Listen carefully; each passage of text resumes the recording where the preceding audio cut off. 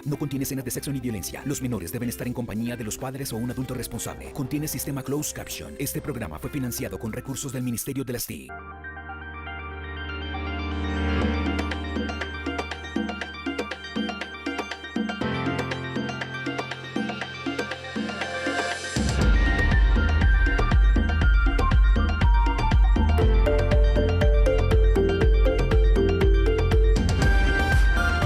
RTVC Noticias, emisión central.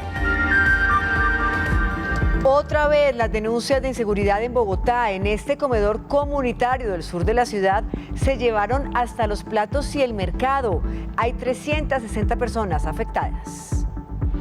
Atención, gobierno no descarta la mezcla de vacunas en una eventual tercera dosis. El ministro de Salud anuncia la llegada de 12 millones de dosis este mes.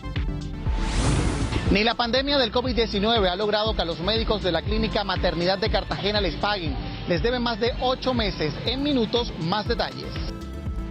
Defensoría alerta por grave situación de orden público en Arauca. Denuncian que asesinan en territorio venezolano y arrojan los cuerpos en Colombia. En la zona siguen las disputas de las disidencias. Incremento en los precios de algunos alimentos dejan las fuertes precipitaciones en las últimas semanas en el departamento de Antioquia. Toda la información en minutos. Día clave para la reforma tributaria o proyecto de inversión social del gobierno. Debate en plenarias de Senado y Cámara donde ya se aprobó la mitad del articulado. Escandalosa reacción de juez en Soacha. Dice que a una mujer víctima de violencia de género la agredieron por no cumplir su rol de esposa y madre. Vicepresidenta de la República pide investigación. Atención, el Tribunal Constitucional de Cabo Verde avaló hoy la extradición a Estados Unidos del empresario colombiano Alex Saab, presunto testaferro de Nicolás Maduro y reclamado por Washington por supuesto blanqueo de dinero. Especial periodístico RTVC Noticias, 20 años de los atentados terroristas del 11 de septiembre en Estados Unidos. Iniciamos en esta emisión una serie de crónicas y reportajes. Hoy, la familia que busca los restos de su hijo en el basurero de Nueva York. Y además, el bombero colombiano que participó en los rescates y la búsqueda de sobrevivientes en Manhattan. Al final, lo dejaron sin visa por quedarse sin permiso. Y en deportes, con más de 10 horas de retraso en el itinerario, la Selección Colombia por fin pudo viajar a Barranquilla para el compromiso que tendrá este jueves ante la selección chilena en el último partido de esta triple jornada de eliminatorias. Más detalles en la información deportiva, los espero. Y al cierre, información de cultura, porque Colombia se toma la 8ª edición de los Premios Platino, donde la cinta El Olvido que Seremos cuenta con más de 10 nominaciones. Los paramilitares están haciendo lo que se les antoja. Iniciamos nuestra emisión central de RTVC Noticias con un caso de inseguridad que afecta a una comunidad en el sur de Bogotá. Escuchen esto, los ladrones desocuparon un comedor comunitario. Se llevaron de todo, desde los computadores hasta las ollas. El problema es que en ese lugar cada día se alimentan 360 personas, entre niños y adultos mayores. Eso le da a uno rabia y mucho dolor, ganas de llorar. El sentimiento de Pedro Mateus, administrador del comedor comunitario del barrio Altos del Poblado, es compartido por todos los habitantes del sector después de que ladrones entraran al lugar y se llevaran desde equipos de tecnología y el dinero hasta los implementos de la cocina y comida. Esta es la cocina del comedor comunitario Altos del Poblado, donde delincuentes entraron y arrasaron con todo. Se llevaron las ollas, esta olla es prestada, se llevaron 4 ollas a presión de esas grandes. Esas ollas que tenemos son prestadas, esta es prestada. De allá se llevaron una licuadora industrial, se llevaron una licuadora doméstica digital, se llevaron el menaje, el juego de cuchillos. Todas nosotras nos tocó traer los cuchillos de nuestras casas, de verdad. Aquí viene la población de la tercera edad, niños que están estudiando, madres gestantes, en fin, todas las personas vulnerables. Ellos son algunos de los 360 beneficiarios que se alimentan acá en el comedor comunitario. Mi señora, ¿usted qué piensa de ese mal que les hicieron este fin de semana? Pues que afectan a la mayor población, ya que eso es beneficio para una población vulnerable. Nosotros, por ejemplo, no tenemos con qué hacer el mercado, ¿sí? Nosotros a duras penas tenemos aquí con lo de la comida de acá. En las coquitas que traíamos, ahí mismo nos servían, porque nosotros las que traíamos las recibían, las esterilizaban y todo, y al otro día nos la entregaban. Lo cierto es que a pesar del robo, el comedor siguió prestando sus servicios gracias a la ayuda de la misma comunidad. Ahora la comida la sirven en los platos que les regalaron. La idea no era tampoco parar, sino, o por el contrario, seguir adelante con el proyecto. Las autoridades siguen investigando el caso, pero hasta el momento no hay ninguna pista de los delincuentes. Y cambiamos de tema porque hay novedades en el plan de vacunación. El Ministerio de Salud anunció hoy la llegada de 12 millones de dosis este mes. Además, no se descarta la mezcla de laboratorios en una eventual tercera dosis. El ministro de Salud, Fernando Ruiz, explicó cómo sería la entrada de los diferentes biológicos para las próximas semanas. Empezaría por la vacuna de Pfizer, acuerdo bilateral, para el mes de septiembre. Solo para el mes de septiembre tenemos en este momento confirmadas 1.356.030 dosis, de las cuales 339.300 llegan mañana 7 de septiembre de 2021. Del laboratorio AstraZeneca tenemos confirmadas 1.108.000 dosis, de las cuales llegan 700.000 mañana, 8 de septiembre, para completar 1.108.000 que teníamos presupuestada con esta empresa farmacéutica. Aunque aclaró que la vacuna es voluntaria en Colombia, hay un tema de corresponsabilidad para proteger a los demás. Que lo que sí pueden haber en algún momento son incentivos o ciertas limitaciones para las personas que no se vacunan. El funcionario no descartó la combinación de vacunas para la tercera dosis y dijo que la línea que tiene el gobierno es no hacerlo, por lo menos para la segunda dosis. El gobierno nacional también anunció la llegada la próxima semana de un nuevo lote de vacunas de la farmacéutica Moderna. 1.2 millones de dosis que nos serán entregadas en Memphis. Digamos que el contrato que tenemos con la farmacéutica lo que establece es que nosotros recibimos Incoterms, que significa que nosotros estaremos recibiendo las dosis en Memphis. El gobierno nacional confirmó además una donación del gobierno español de 117.000 dosis de AstraZeneca. A propósito del tema, revisemos las cifras de vacunación de COVID-19 en el país. Se han aplicado un total de 36.318.896 dosis. 14.933.403 personas ya tienen el esquema completo de inmunización en el país. Y la dosis día sigue bajando, por supuesto, por la escasez de vacunas. Hoy se registraron 83.316. Ahí están ustedes viendo el panorama en el país de cara a la vacunación. Ahora revisemos y analicemos las cifras de COVID-19. En el país se reportan hoy 1.637 casos nuevos. 47 personas fallecieron infortunadamente en Colombia y hay que decir que esta cifra no se reportaba desde el 13 de junio del 2020, cuando en ese entonces fallecieron 46 personas. El total de casos activos es de 24.044. Y también les contamos un caso increíble. Enfermeras y médicos de la Clínica de Maternidad Rafael Calvo, esto en Cartagena, están protestando porque hace 8 meses no les pagan sus salarios. Jayvan Pinzón, muy buenas noches, los saludo. ¿Qué dicen las directivas de la institución? 8 meses sin salario. Hola Mateo, muy buenas noches para usted y para nuestros televidentes. Pues lo primero que tengo que decirle es que el hecho ha sido catalogado como indignante, ya que no es la primera vez que el personal médico de la Clínica Maternidad Rafael Calvo exige el pago de su salario y también de sus prestaciones.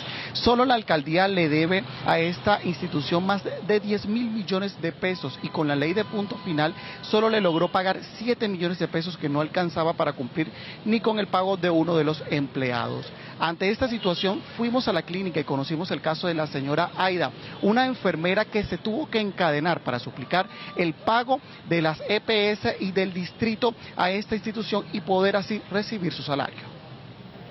Aida Meriño, encadenada a la entrada de la Clínica Maternidad Rafael Calvo, le exige a la alcaldía el pago de los 10.000 millones de pesos que deben al centro asistencial.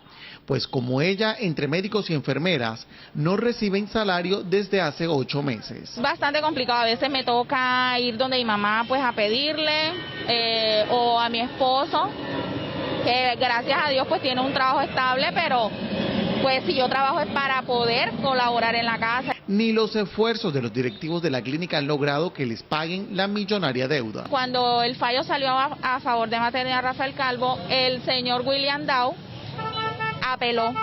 Entonces estamos en espera. El DADIS, al igual que en las anteriores protestas, le dice al personal de la salud que trabajan en la consecución de los recursos. Estamos haciendo todas las gestiones pertinentes y necesarias para poder tener la consecución de los recursos y poder, en este sentido, hacer unos pagos a la gran deuda que se tiene con la maternidad. El llamado que yo le hago al alcalde es que por favor se personalice de la situación que se está viviendo aquí en la maternidad Rafael Calvo. Según el DADIS, la deuda con la maternidad se ha incrementado por la población venezolana que requiere atención médica. Hay alerta en Arauca por cuenta de los homicidios registrados por enfrentamientos entre grupos armados ilegales. Las autoridades denuncian que los asesinatos ocurren en Venezuela y los cuerpos son abandonados en territorio colombiano. En la última semana se han presentado al menos 11 homicidios en Arauca. 7 de estos casos corresponden a cuerpos que aparecen al borde de los ríos y las calles, con panfletos como este, en supuesta relación a la banda criminal venezolana Tren de Aragua, que actualmente está en disputa con el Frente Décimo de las disidencias de las FARC. Tráfico de cocaína, tráfico de minería ilegal, oro y coltán, tráfico de combustible, tráfico de ganado y, por supuesto, el paso de personas desde Venezuela hasta Arauca. Todo comenzó con alias El Enano, quien se apartó de esa disidencia de las FARC para conformar su propia banda criminal y quien, según información de inteligencia, asesinó a alias El Mono, un cabecilla del Frente Décimo. En represalia, dicen las autoridades que se desató esta ola de homicidios en las que los cuerpos son dejados hasta en las puertas de las casas. De llevar colombianos al otro lado de la frontera venezolanos, asesinarlos y luego traerlos dejados de este lado de la frontera. O traer, como en este caso de algunos de los 7 que han sido encontrados por el delito de homicidio a este lado de la frontera, de traer extranjeros, venir aquí a Colombia y dejarlos aquí a este lado de la frontera. Dicen las autoridades que la mayoría de cuerpos hallados en Arauca corresponden a venezolanos, entre ellos alias El Enano, cabecilla de la organización y por quien se mantienen las disputas territoriales, tanto en Venezuela como del lado colombiano. Tienen un control territorial muy fuerte y esto les permite secuestrar personas y llevarlas a territorio venezolano ante la apatía o el desinterés de las autoridades venezolanas. Estos ataques incluyen a la fuerza pública en hechos como el registrado en las últimas horas en Saravena, en donde activaron explosivos cerca a un colegio que dejó varios heridos, entre ellos una mujer que perdió su pierna. En estos hechos resultaron 7 personas heridas, entre ellos 3 menores de edad, según pudo constatar la Comisión Humanitaria de la Defensoría. Los colegios no son centros de operaciones para la guerra. Arauca es la misma zona donde ya se presentó una grave crisis humanitaria por desplazamiento provocado por disputas de disidencias en territorio venezolano. Un gran susto se llevaron los pasajeros de 2 buses de transporte intermunicipal en Florida Valle. Varios sujetos los intimidaron, los bajaron y luego incendiaron los automotores. Este y otros hechos de orden público con los periodistas de la Radio Nacional. La noticia en el Chocó es que las autoridades del municipio de Yoró confirmaron que cerca de 28 familias tuvieron que salir desplazadas desde zona rural de este ente territorial hacia el casco urbano. Esto por presuntos abusos por parte de grupos armados ilegales aún sin identificar. En Neiva, 5 líderes sociales recibieron amenazas de grupos armados ilegales y fueron obligados a su desplazamiento, denunció la ONG de Derechos Humanos Red de Paz. Al momento crítico de seguridad de estos dirigentes se suma la revelación de que le retiraron los esquemas de protección. En el municipio de Necoclí, Antioquia, continúa difícil la situación debido al represamiento de más de 14.000 migrantes, lo que ha ocasionado que los sistemas hospitalarios y los de acueducto y alcantarillado estén colapsados. Tropas de la Brigada 27 de Selva y gracias a información ciudadana en la vereda San Pablo del municipio de Villagarzón fue descubierta una refinería ilegal donde se extraía combustible que posteriormente era utilizado en el procesamiento de base de coca. Luego de la incineración del vehículo que transportaba al gobernador del resguardo de San Lorenzo, Alfonso Díaz Nene, las comunidades indígenas del Cauca solicitaron al gobierno nacional hacerle seguimiento a los ataques de los que son blanco por grupos armados ilegales en el departamento del Cauca. Y atención a esta insólita reacción de un juez en Soacha, Cundinamarca. El jurista le hizo un comentario a una mujer víctima de violencia de género que justificaba la agresión que había sufrido. La vicepresidenta de la República pidió una investigación.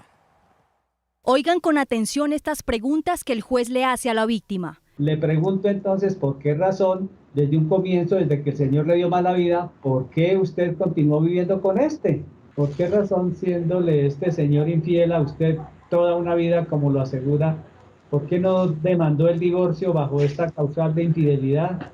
Para la defensa es clara una conducta de revictimización por parte del jurista. ¿Cómo el juez, a falta de preparación y un estudio minucioso del caso, simplemente abordó el interrogatorio de una manera cruel y despiadada? En otro momento de la diligencia, el juez habría insinuado que ella sería... Díganos si usted ha cumplido con los deberes de esposa y madre durante el tiempo que ha estado casada con don Orlando. La víctima de violencia de género no soportó la objetividad del juez y estalló en llanto. Eso es mentira, yo con el terror que le tenía, yo nunca le alcé mano, nunca. En varias oportunidades, la apoderada de la víctima intentó defender a su representada, pero el juez la calló. Objeción, señor juez. Objeción, señor juez. Señora abogada, está preguntando el juez y con las preguntas del juez no son objeto de objeciones.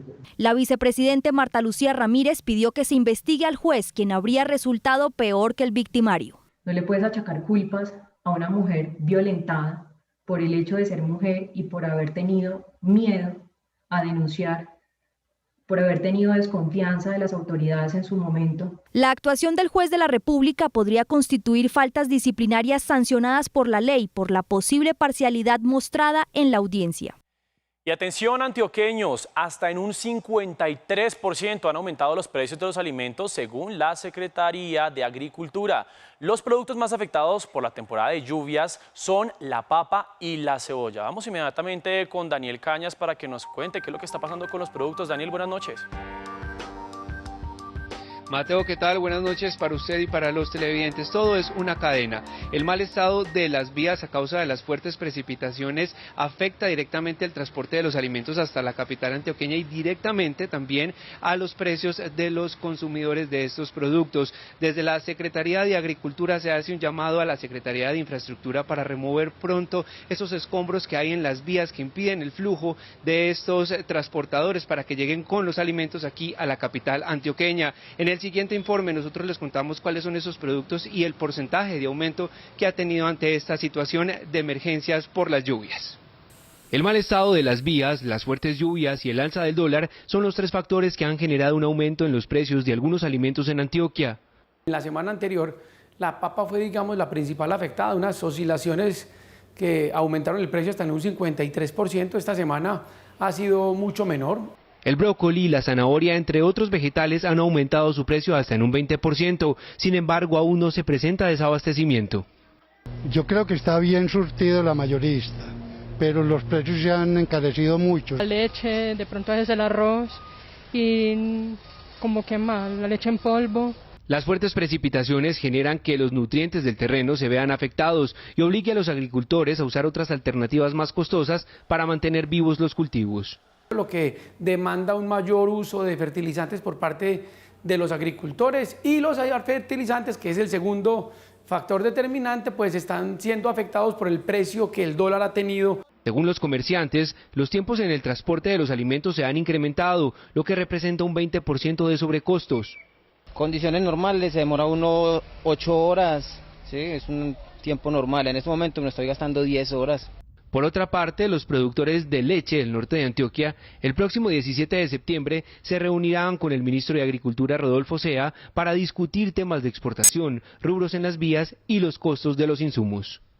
Más de 400 familias resultaron damnificadas por inundaciones en distintos puntos de Santander como consecuencia de las fuertes lluvias. Más información con los periodistas de la Radio Nacional de Colombia. La noticia en el Caribe colombiano está en el municipio de Ayapel, Córdoba. Allí la Unidad Nacional de Gestión del Riesgo dijo que no se retirará de la zona de Cara de Gato hasta no cerrar el boquete que tiene inundada la Mojana Sucreña.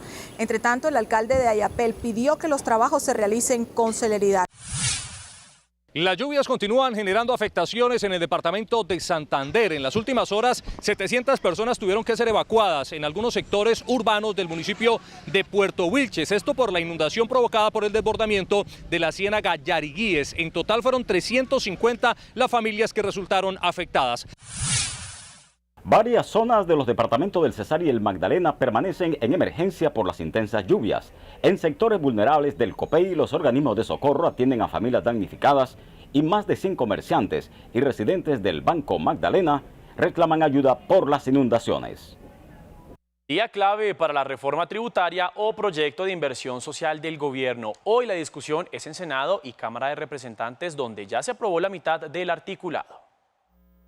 31 de los 61 artículos presentados en las plenarias de Senado y Cámara fueron aprobados por la Cámara de Representantes, mientras que los senadores continúan en la discusión. Los 31 artículos aprobados por los representantes en bloque fueron aquellos que no tenían proposiciones, mientras que los 92 nuevos artículos restantes son analizados por una subcomisión. A debatir más de 130 páginas, más de 60 artículos. Hoy, nadie a ciencia cierta tiene todo el contenido que estamos debatiendo, ni tiene los elementos suficientes para poder dar un debate riguroso. Aquí hay un vicio de si este proyecto se está debatiendo a fondo o no. El doctor José Manuel Restrepo hizo 6 foros regionales y 3 audiencias en el Congreso de la República con todos los sectores, incluso con las personas que pertenecían a la mesa del paro. Y hoy estamos, coordinadores y ponentes, prestos y listos a esta discusión que no decimos que se va a terminar hoy. Entre tanto, en el Senado, la discusión, que ya suma más de 8 horas, se escucharon a los congresistas Wilson Arias, quien presentó una ponencia negativa, Iván Marulanda y Gustavo Bolívar, quienes presentaron ponencias alternativas. Se estima que la reforma recaude cerca de 15 billones de pesos. 2 funcionarias de Mintic renunciaron hoy a su cargo en medio del escándalo por el contrato de la Unión Temporal Centros Poblados, que, recordemos, tuvo un anticipo de 70.000 millones de pesos y fue caducado por el Ministerio TIC en busca de recuperar esos recursos. La secretaria general del ministerio, Adriana Mesa Consuegra, y la subdirectora de gestión contractual, Sandra Orjuela, presentaron su renuncia hoy a la entidad para su desvinculación inmediata. Vamos ahora a Bucaramanga, donde serán instaladas 7 microestaciones para monitorear la emisión de olores y de contaminación producto de la manipulación de productos químicos en las industrias. Habrá sanciones para quienes afecten la calidad del aire. 7 microestaciones conforman el sistema de alertas tempranas que permitirá reducir los olores ofensivos que desde hace más de 10 años han afectado al área metropolitana de Bucaramanga. A través de 7 postes indicativos de olores ofensivos vamos a monitorear la zona de emisión y la zona que está recibiendo estos olores ofensivos en los barrios de Bucaramanga. Las concentraciones de olores serán vigiladas las 24 horas del día y las empresas que los producen serán alertadas de manera inmediata. Va a permitirnos en tiempo real monitorear y predecir la emisión de estos olores ofensivos hacia los barrios y actuar con mayor prontitud. También se trabaja en la modernización del sistema de vigilancia de calidad del aire para evitar afectaciones a la salud de los bumangueses. Vamos a controlar, a medir, a pronosticar y a implementar unos planes de reducción de contaminación de aire en miras a prevenir los efectos sobre la salud humana. Según estudios, las empresas que procesan residuos de animales para la fabricación de concentrados, grasas y harinas son las que más olores ofensivos generan. El gobierno anunció que al finalizar el año, 1 millón de ciudadanos venezolanos tendrán al día el Estatuto de Protección Temporal. Naciones Unidas, por su parte, reconoció la atención que se le da a los ciudadanos del vecino país. El presidente Iván Duque sostuvo que más de 1 millón de migrantes que empezaron con el preregistro virtual del Estatuto de Protección Temporal ya tienen hoy reconocimiento biométrico. Y eso nos permite que nosotros fijemos la meta de llegar, para finalizar este año, con cerca de 1 millón de migrantes que ya tengan su tarjeta de identificación del Estatuto de Protección Temporal. Dijo además que se tiene previsto que haya 800.000 más entre enero y agosto de 2022. Eso nos permite a nosotros tener la regularización migratoria más grande que se haya hecho en América Latina, pero hacerla también articulada con una capacidad de respuesta de los servicios del Estado. Duque destacó las ventajas de tener la regularización en el país. No puede ser abusado desde el punto de vista laboral y que se le pague menos de lo que se le paga a un ciudadano colombiano. Eso obliga a todo empleador a poner la igualdad de pago de conformidad con la ley colombiana. Las Naciones Unidas reconocieron el trabajo que adelanta Colombia en esta materia. La manera creativa, inteligente, realista, como en Colombia se ha podido eslabonar el trabajo del gobierno central con los gobiernos locales. Según Duque, los objetivos en este sentido se han logrado luego de 2 años y medio de haberse reunido por primera vez con el representante de las Naciones Unidas.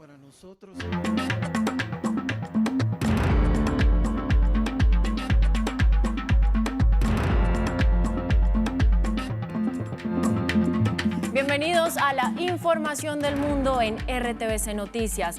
Comenzamos con un recorrido por los hechos internacionales del momento con nuestras 3 imágenes del día. La primera, el balance positivo de la segunda ronda de negociaciones entre los delegados del régimen de Nicolás Maduro y los de la oposición en México. En El Salvador, hoy inició la era del Bitcoin, convirtiéndose en el primero del mundo en adoptar la criptomoneda como divisa legal en simultáneo con el dólar.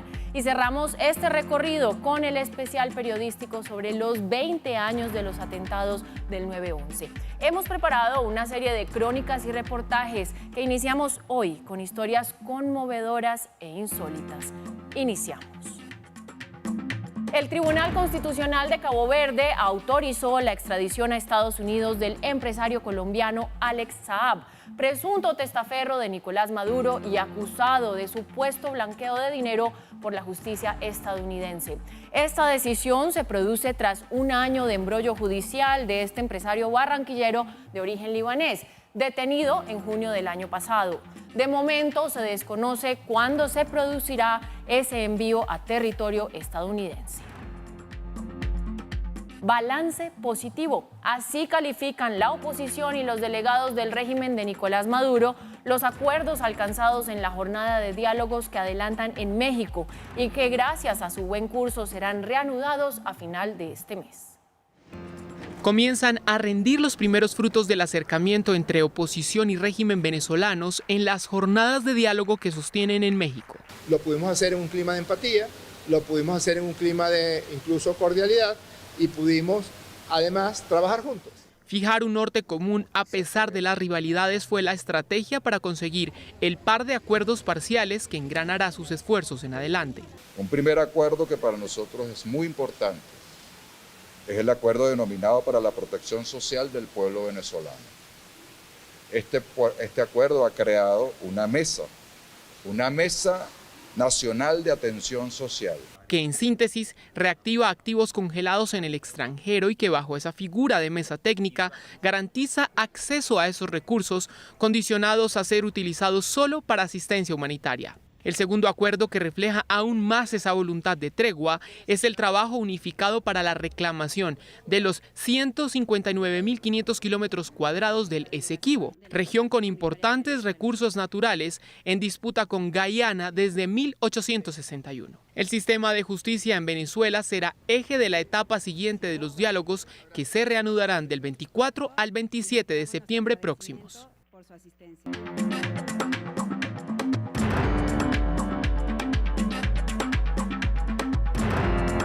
Este sábado se conmemoran 20 años de los atentados del 11 de septiembre, hecho que marcó un antes y un después en la historia de Estados Unidos. Hoy, a 4 días de la fecha, se reanudó el juicio del presunto cerebro de esa operación terrorista, Khalid Sheikh Mohammed, así como de otros 4 acusados que están presos desde hace 15 años. Ellos comparecieron ante el Tribunal de Crímenes de Guerra en la base de Guantánamo y enfrentan la pena de muerte por cargos de asesinato y terrorismo. pero su caso se ha demorado debido a que fueron torturados por la CIA después de su captura, por lo cual el veredicto podría tardar más de un año. Y esta noticia nos da pie para profundizar en esta conmemoración. Los del 9/11 son calificados como los atentados terroristas más mortíferos en la historia de la humanidad. Cerca de 3.000 personas muertas en Nueva York y Washington. Durante toda la semana estaremos hablando de este tema. Y hoy iniciamos con esta historia. Hay familias que nunca pudieron recuperar los restos de sus seres queridos. Un vertedero situado en Staten Island es fuente de dolor para muchas víctimas. Diane y Kurt Herning observan desde la otra orilla del río Hudson a Manhattan y el nuevo World Trade Center situado en el lugar donde fueron derribadas las Torres Gemelas hace 20 años. Su hijo Matthew, de 26 años, estaba la mañana de ese martes en la Torre Norte y no logró salir a tiempo. Como el 40% de las víctimas que murieron en el antiguo World Trade Center, el cuerpo de Matthew nunca fue encontrado. Sin embargo, sus padres están seguros de que sus restos, como el de muchas víctimas del peor atentado terrorista de la historia, podrían haberse recuperado de no ser porque Fresh Kills no preservó los escombros que llegaron al que fue el mayor vertedero a cielo abierto del mundo.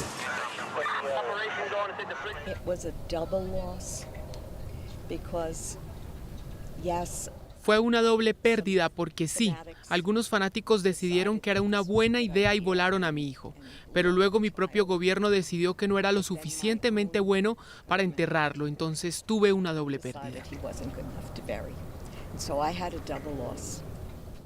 El vertedero de Fresh Kills en Staten Island se había clausurado en marzo de 2001, pero fue reabierto para recibir los escombros del World Trade Center tras los atentados del 11 de septiembre.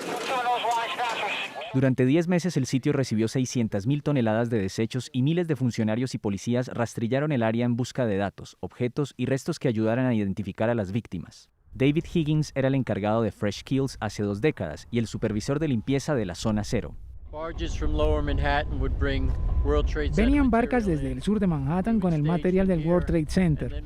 Los colocábamos aquí y después los llevábamos a las plataformas de descarga, donde se transportaban con camiones. Los padres de Matthew acudieron al lugar y encontraron un reloj, una billetera con documentos, llaves del World Trade Center y huesos de animales, pero nada perteneciente a Matthew. No sé cómo sería si tuviera un familiar, pero les puedo decir que el material ha sido tratado con el mayor respeto desde que estuvo aquí. No está mezclado con basura. Hay una separación de materiales.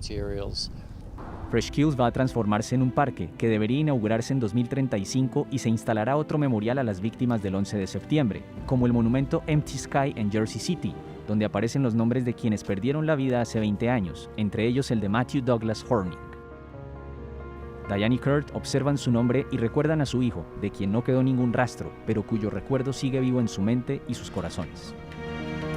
Dura situación para sus familiares. Y además de Nueva York, la sede del Pentágono, que simbolizaba la infranqueable seguridad de Estados Unidos, también fue blanco de los terroristas de Al Qaeda. Una de las sobrevivientes de ese día tuvo una difícil tarea: informar sobre la muerte de sus compañeros y amigos.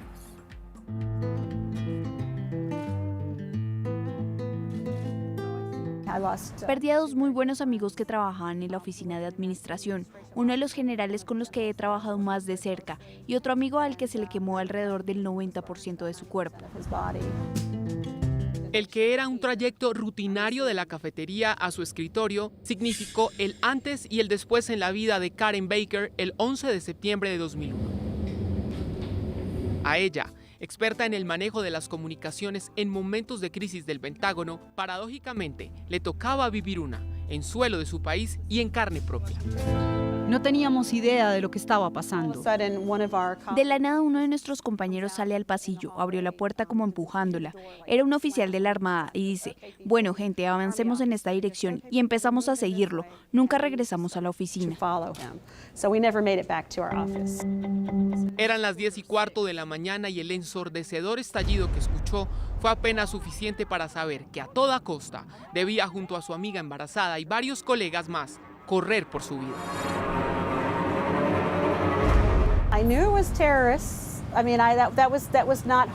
Sabía que eran terroristas, no era muy difícil pensar en eso, pero la idea de un avión usado como arma y cómo eso podía suceder en esta área era un poco difícil de imaginar. Fue un trayecto que pareció eterno. Oscuridad y un abrasador calor por la explosión eran desesperantes. Baker sabía lo que pasaba en el World Trade Center, pero no imaginaba que en su oficina, nada más ni nada menos que el cuartel general del Departamento de Defensa de los Estados Unidos había impactado el vuelo 77 de American Airlines, con 68 pasajeros y cuyo destino fue dictado por 5 yihadistas a bordo, pieza del certero mensaje que Al Qaeda daba al ejecutivo de su país. Su rol con lo sucedido por su trabajo trascendió de testigo ocular al de emisaria de tristes noticias.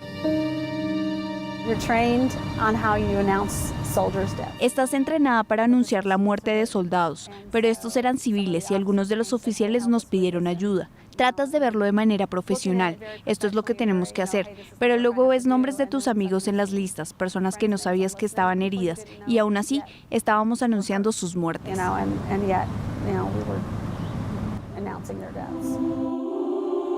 Hace 20 años vivió los 30 minutos más difíciles de su vida, pero ahora que lo ve en retrospectiva, entiende que así debió ser. Su capacidad para comunicar era indispensable. De su voz, los familiares de las víctimas conocieron lo sucedido y hoy, cuando cada año con sus colegas de ese entonces, a modo de tributo se reúnen para recordar el día que los marcó, resignifica su experiencia, pues a través de su piel se convierte en un registro viviente del día que reescribió su historia y la de su país.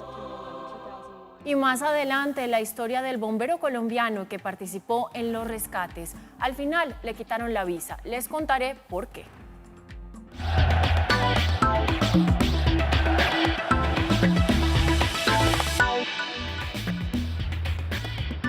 Muy buenas noches, bienvenidos a la información deportiva. Qué alegría saludarlos desde hoy, la fría y lluviosa ciudad de Medellín. Pues hablemos de la selección Colombia, que ya por fin llegó a Barranquilla después de 10 horas de retraso en el itinerario. Todo esto con miras al partido que tendrá ante la selección chilena el próximo jueves. Esto en el último partido de esta triple fecha de eliminatorias. Y hay novedades porque el cuerpo médico de la selección desconvocó a Andrés Felipe Andrade, el Rifle Andrade, y el jugador de Atlético Nacional, porque después del partido ante Bolivia quedó con una lesión en su tobillo izquierdo. Entonces, el Rifle no estará en este partido ante la selección chilena. Pero hoy habló en conferencia de prensa el Tigre Radamel Falcao García, del rival y también de su momento hoy por hoy en la selección. La selección Colombia se enfrenta a Chile con la necesidad de sumar. La falta de gol ha sido una constante, sin embargo, esto no preocupa a los dirigidos por Reinaldo Rueda. Son momentos, son rachas, yo creo que los goles ya van a venir, tenemos que seguir manteniendo la confianza, todos los delanteros, todos los hombres de ataque. Me parece que esta selección genera juego, necesitamos quizá por ahí tener más oportunidades claras de cara al gol. Para el Tigre Falcao, jugar ante Chile es especial y se siente en buen momento para enfrentarlos. Al comenzar esta temporada no he tenido los minutos que deseaba, pero bueno, he tenido la posibilidad de entrenar, de hacer una buena pretemporada. Para el capitán hay que continuar con la línea marcada por Rueda para ganarle a Chile. Creo que nosotros tenemos que seguir creyendo en nuestro plan. Sabemos que contamos con jugadores importantes, sabemos que lo más importante para nosotros es mantener el balón la mayor parte del partido. Lo cierto es que este jueves a las 6 de la tarde, Colombia se juega 3 puntos cruciales ante Chile en el Metropolitano. Solo sirve encontrar el gol y marcar la diferencia que recomponga el camino hacia Qatar 2022. Y continúa la polémica, continúan pues todas las reacciones tras el escándalo de lo que pasó en el partido entre la selección de Brasil y la selección argentina y de cómo pues integrantes sanitarios interrumpieron el compromiso. Hoy la FIFA se pronunció y dijo que pues va a tomar medidas disciplinarias para ambas selecciones y va a investigar bien qué fue lo que pasó. Pues miren ustedes, porque con todo esto que sucedió, pues van a tomar la decisión de qué va a pasar con ese partido que no se cumplió, si se juega, si no se juega, a quién le dan los puntos. Mucha fuerza ha tomado la versión de diarios brasileños, donde aseguran que la AFA, la Federación Argentina de Fútbol, conocía la negativa de las autoridades sanitarias para que sus jugadores saltaran a la cancha, y sin embargo esto fue omitido y finalmente el partido suspendido, como todos sabemos. Continúa el escándalo y a esperar qué determina la FIFA.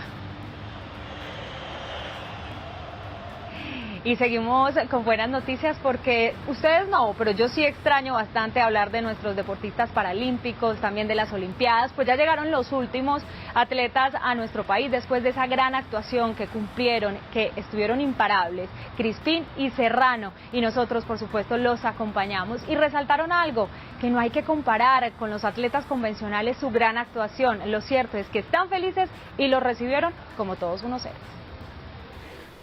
24 medallas son dignas de reconocimiento y hoy fue el primero. Al principio no veía que eso fuera a salir tan bueno y nada, pues ahora feliz. Todos nos emocionamos y vibramos con sus triunfos, pero hay personas que fueron fundamentales para lograrlos. Tengo dos pequeños príncipes, una niña de 1 año y medio y un bebé de 8 meses.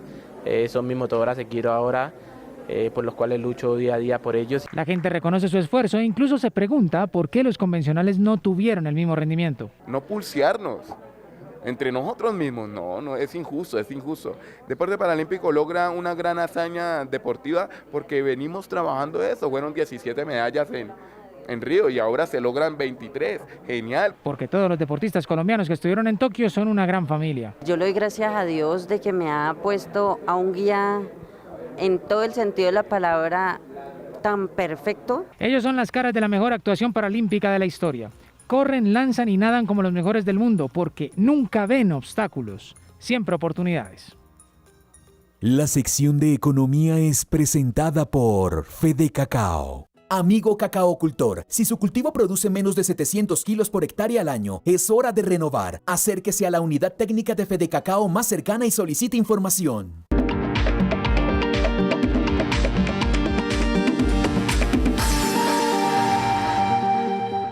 Iniciamos nuestro bloque económico con las cifras del día, los indicadores con los que cierra esta jornada.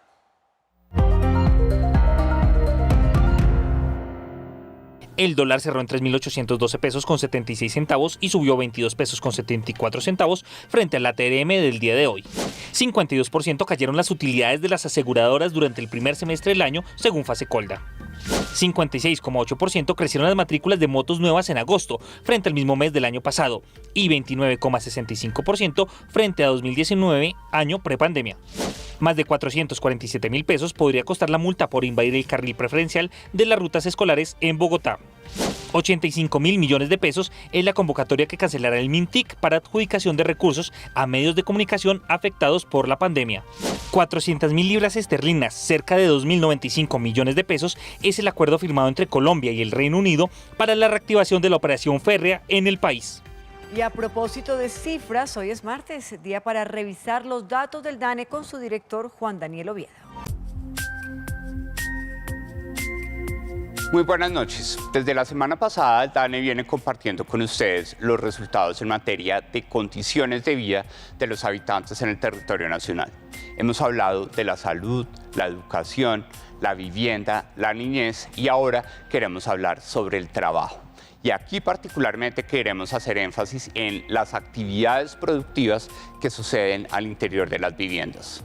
Miren cómo en aproximadamente 1 de cada 10 viviendas en el territorio nacional se desarrolla una actividad económica productiva, en donde el suroccidente del país se caracteriza por tener una mayor prevalencia de este tipo de vocación productiva de las viviendas, en donde aproximadamente 1 de cada 5 viviendas en departamentos como Nariño y el Cauca están desarrollando actividad económica productiva. Pero es clave conocer esa actividad económica, cómo se clasifica dentro de las principales ramas de actividad. Como es natural, la más prevalente es el comercio. Miremos cómo cuando nosotros queremos evaluar el desarrollo de actividades de comercio, por ejemplo, tener una tienda al interior de la vivienda, estamos viendo una prevalencia mayoritaria en donde de forma importante nosotros vemos que en 1 de cada 3 viviendas estamos desarrollando actividades de comercio, dado que sucede una actividad productiva. Pero también se desarrollan actividades manufactureras. Cuando nosotros queremos ver el desarrollo de actividades manufactureras, vemos una menor frecuencia de este tipo de actividades, en donde aproximadamente en 1 de cada 20 viviendas en donde sucede actividad económica productiva, estamos viendo actividades manufactureras, como por ejemplo la confección de prendas de vestir o la elaboración de alimentos para distribuirlos posteriormente en ventas ambulantes. Adicionalmente, tenemos actividades asociadas con los servicios y en esa dimensión es importante reconocer que en materia de servicios pueden ser prevalentes servicios como aquellos asociados con el turismo y por eso destacamos como en San Andrés aproximadamente en 1 de cada 3 viviendas que tienen vocación productiva en San Andrés estamos viendo la prestación de servicios, algunas veces asociadas con servicios turísticos, pero adicionalmente vemos como en otros departamentos del Caribe, específicamente Atlántico, el departamento de Bolívar, vemos una prevalencia también significativa de actividades de servicios que nos lleva a pensar en servicios personales como peluquerías o servicios de estética. Y finalmente tenemos las actividades agropecuarias, en donde es natural que en aquellos departamentos con una amplia vocación agropecuaria, como ven ustedes el departamento del Cauca y el departamento de Nariño,